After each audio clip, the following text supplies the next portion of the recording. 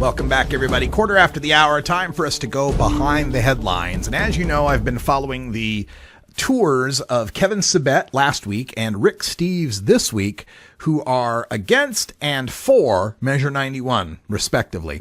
And some new media has come out regarding my coverage of Kevin Sabet in LeGrand. If you check out my Twitter feed, at Radical Russ, I've posted the links to the story in the LeGrand Observer, which I thought did a great job covering my coverage of the event and offering a contrary perspective to the reefer madness that Kevin Sabet was spewing to the people of LeGrand. Now, I also wanted to bring up this video, and this is from, I believe this one is the Grants Pass event. It's either Grants Pass or LeGrand. I forget which one. They all started to blend together after a while.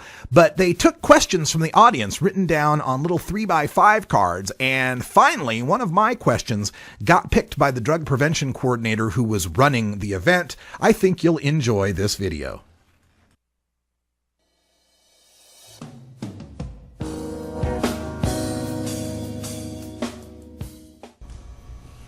Do you have any solutions for protecting children from marijuana that don't maintain criminal penalties for adults who grow and sell? I'll read it again. Do you have any solutions for protecting children from marijuana that don't maintain criminal penalties for adults who grow and sell? Well, that's a really good question, and I don't have a big solution for that.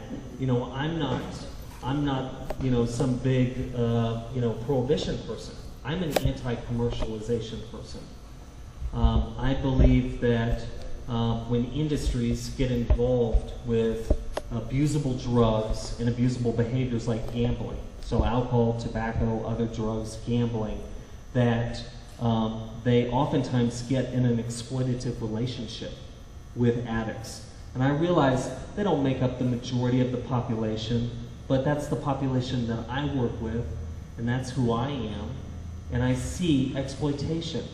You know, I don't know if you guys realize it, but if everyone 21 and older in America drank according to the recommended guidelines, if they drank alcohol according to the recommended guidelines of no more than 1 drink a day for a woman and no more than 2 drinks a day for a man, alcohol sales would drop 80% in the United States. 80%. Because the lifeblood of many of these industries is not the occasional user. The lifeblood of many of these industries are the people who are addicted. So I see the exploitation of addicts all the time by big commercialization. So I'm more of an anti-commercialization kind of person. And so that's my concern. When it comes to criminalization, I have fought against criminalization. I actually received a grant from Drug Policy Alliance and George Soros because I ran a big campaign about 13 years ago for treatment over incarceration. So back to the other false dichotomy that we have in this issue. I talked about a couple of the false dichotomies, but another one is that the only way to address this issue is either sort of having maximum criminal penalties or having zero any penalties and in fact encouraging use. And I don't think that either of those solutions really seem to me to convince me of being the most optimal way, as the questioner put it, to prevent prevent youth use. Now, where that line is more difficult, but I can tell you that in terms of so-called threats to society, I think an adult growing marijuana in their basement for themselves is obviously a very different threat, much less than sort of these massive companies that you see selling mass productions of marijuana chocolate bars to young people. And so I hope we can sort of make that distinction in society and not get caught up in, we either have to sell marijuana grape soda that appeals to 10-year-olds, or we have to throw people in the slammer for 20 years, or give them a criminal, I agree with Eric, give them a criminal record. I don't think we have to get really caught in that trap. 'Cause I'm a liar, yeah, I'm a liar. I'll tear your mind out, I'll burn your soul.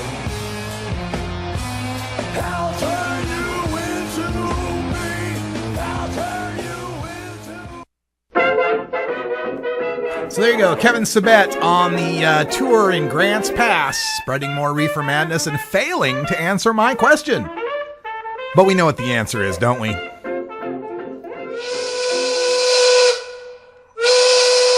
I spent the last 2 years of high school in a daze.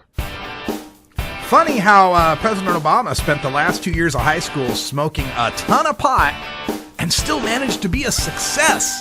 Wow, what do you know? The answer to Kevin Sabet, the question that I asked Kevin Sabet, of course, is no. They don't have any ideas on policies that don't involve criminalizing adults who grow and sell marijuana. More Kevin Sabet video coming up right after this. Stick around. You can get 420 Radio on the go with the Ustream video app for Android and iPhone. Go to rad-r.us/420Ustream or just click the Ustream app icon for Android or iPhone below the live radio feed at 420radio.org. Greenstream Radio with Grandma Cat, Tim, me, and On One from Olympia, Washington. Replaying Tuesdays at 11 Pacific on 420 Radio.